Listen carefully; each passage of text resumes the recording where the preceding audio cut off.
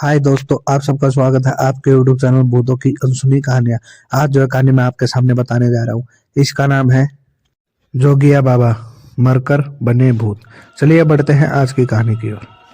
भूत शब्द ही बड़ा अजीब और रोंगटे खड़े कर देने वाला है, पर सभी भूत अनिष्ट करने वाले नहीं होते। कुछ साधु स्वभाव के भी होते हैं। मतलब अच्छा आदमी मरने के बाद भूत बनता है तो वह अच्छे काम के लिए ही जाना जाता है। पर कभी कभी अच्छा या बुरा बनना इस बात पर भी निर्भर करता है कि वह किन परिस्थितियों में मरा है। मतलब कि भूत बहुत ही अच्छा आदमी है, पर किसी शत्रुतावश कोई उसे जानबूझकर मार देता है तो उस व्यक्ति के भूत बनने के बाद आप उससे अच्छाई की उम्मीद नहीं कर सकते। पर हो सकता है कि वह अच्छा भी हो। आज जो ये कहानी मैं आपको बताने जा रहा हूँ वह एक साधु स्वभाव के भूत की है। आज भी गांव में एक प्रकार के भीख मांगने आते हैं, जिन्हें योगी जोगी कहा जाता है। ये लोग विशेषकर भगवा वस्त्र धारण करके आते हैं या उनके लाल रंग का उनके हाथों में सारंगी नामक बाजा रहता है, जिससे ये लोग भीख मांगते समय बजाते हैं। कुछ जोगी गाने में बहुत ज़्यादा निपुण होते हैं और सारंगी बजाने के साथ साथ गाते भी हैं। ये योगी अपने गीतों में राजा भरथरी से संबंधित गीत गाते हैं। राजा भरथरी के बारे में कहा जाता है कि वह बहुत अच्छे राजा थे और बाद में जोगी हो गए थे। जब योगी सर्वप्रथम सबसे पहले भिक्षा लेने जाता है तो वह सबसे पहले अपनी पत्नी और माँ से भिक्षा ग्रहण करने जाता है, और वह यह नहीं बताता कि उसे अपनी पहचान छिपानी पड़ती है। तभी ये सच्चे योगी साबित होते हैं। इन योगियों का भिक्षाटन का तरीका भी अलग अलग होता है। कुछ योगी गांव में सारंगी बजाते हुए गांव में आते हैं और घर घर जाकर कुछ भी अन्न वस्त्र मिलते हैं उसे ले लेते हैं। पर कुछ योगी 1 महीने तक किसी गांव का फेरी लगाता है। इस फेरी के दौरान वह योगी सारंगी बजाता है। इस फेरी के दौरान वह किसी के घर से भी कुछ नहीं लेता है। पर 1 महीना हो जाने के बाद वह घर घर जाकर अनाज वस्त्र कपड़ा आदि भिक्षा मांगता है। ये कहानी आज से 30 से 35 साल पुरानी है।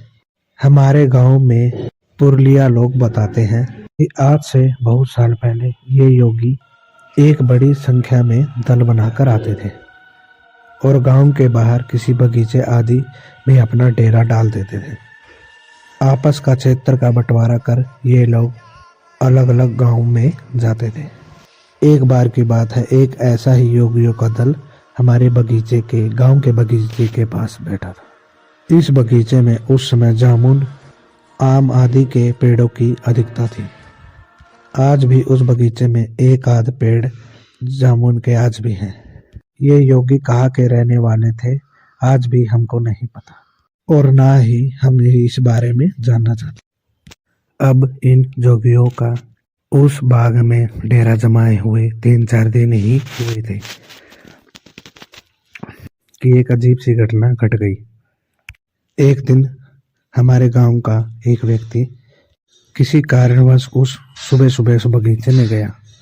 वह बगीचे में क्या देखता है, जोगियों का एक दल नटराज है और एक जामुन के पेड़ से लटक कर एक योगी फसरी लगाकर लटक रहा है। योगी की उस लटकती हुई लाश को देखकर वह आदमी चिल्लाते हुए गांव की ओर भागा।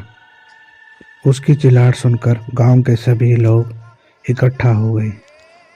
सभी एक साथ उस जामुन के पेड़ के पास सभी गए। गांव के पहरेदार ने गांव के थाने में खबर की। पुलिस आई और उस योगी की लाश को ले गई। गांव के कुछ वृद्ध लोगों के अनुसार योगियों के बीच लड़ाई हो गई थी और उन लोगों ने उस योगी को मारकर वहां लटका दिया था और खुद फरार हो गए थे। खैर यह तो थी उस योगी के मरने की बात। समय धीरे धीरे बीतने लगा और 1-1.5 महीने बाद वह योगी उसी जामुन के पेड़ पर बैठकर सारंगी बजाने लगा। कुछ लोगों को अकेले में दिख गया। योगी के भूत होने की बात पूरे गांव में दहशत की तरह फैल गई। उसके बाद कोई भी उस जामुन के पेड़ के पास अकेला नहीं गया। इसके बाद लोगों ने यह भी दावा किया कि कभी कभी वह योगी बेनहरी सारंगी बजाते हुए उन्हें वह गांव के बाहर एकांत में दिखाई दिया। एक बार की बात है, एक बच्चों का दल जामुन खाने के लिए उस पेड़ के पास गया। बच्चों ने आव देखा ना ताव देखा। 3-4 बच्चे फटाक चढ़कर जामुन तोड़कर खाने लगे। कुछ बच्चे नीचे खड़े होकर ही एक डंडी से उस पेड़ पर मारकर जामुन तोड़ने लगे। अभी बच्चों का जामुन तोड़ने का सिलसिला शुरू ही हुआ था कि नीचे खड़े एक बच्चे ने उस जामुन के पेड़ पर एक जोगी बैठा हुआ दिखाई दिया। उस योगी को देखते ही उस बच्चे की चीख निकल गई। नीचे खड़े बच्चे और ऊपर खड़े बच्चों ने भी उस जोगी को देख लिया। पैर पर चढ़े बच्चों की नजर जब उस योगी पर पड़ी तो जैसे उनको सांप ही सूंघ गया हो। वे हटाहट में नीचे उतरने लगे। पेड़ पर चढ़ा एक बच्चा अपने आप को संभाल नहीं पाया और पेड़ पे से ही गिर पड़ा और एकदम नीचे एक डाल पर आकर अटक गया। कुछ बच्चों ने देखा कि उसको उस योगी ने थाम लिया है। उस बच्चे को नीचे उतारकर जमीन पर सुला दिया और वह खुद गायब हो गया। यह पूरी घटना 5 से 7 मिनट के अंदर घटित हुई थी। सभी बच्चों ने जोर जोर से रोना भी शुरू कर दिया था और कुछ गांव की ओर भी भाग गए थे। अब कुछ लोग उस पेड़ की ओर लाठी भाला लेकर उस जामुन के पेड़ के पास गए। उस बच्चे को बेहोशी हालत में घर उठाकर ले आए। 2-3 घंटे के बाद वह पूरी तरह ठीक हो गया था। जिन बच्चों ने गिरते हुए बच्चे को योगी को बचाते हुए देखा, उन बच्चों ने यह बात उन सभी लोगों को बताई तो उस जोगी के प्रति पूरे गांव में श्रद्धा और आदर का भाव पैदा हो गया। और ऐसी ही कहानी को सुनने के लिए हमारे चैनल को सब्सक्राइब करें। धन्यवाद।